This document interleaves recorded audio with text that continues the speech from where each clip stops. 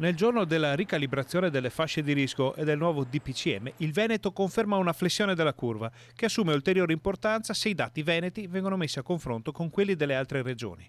È evidente che noi abbiamo pagato un duro scotto in un periodo quando gli altri non avevano l'onda d'urto che abbiamo subito noi, ma è altrettanto vero che se ci pensate ci sono regioni che hanno fatto molte più restrizioni di noi. Quando noi avevamo la zona gialla erano regioni che si sono fatte 3 settimane di zona rossa, penso alla Lombardia, e 3 settimane di zona arancione, piuttosto che il collega dell'Emilia Romagna 3 settimane di zona arancione quando noi eravamo in giallo, o il Friuli Venezia Giulia idem 3 settimane di zona arancione quando noi eravamo in giallo.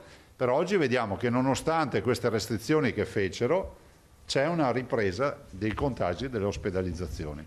Anche la sanità sta reagendo in modo efficace, dato che il numero delle terapie intensive impegnate nella guerra al Covid è in costante calo dal 31 dicembre scorso.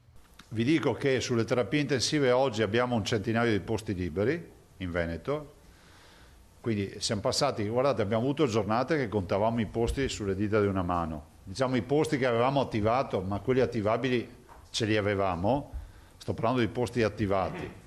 E oggi degli attivati, cioè di quelli che sono comunque con un letto, con un respiratore e pronti all'uso, ce ne sono un centinaio.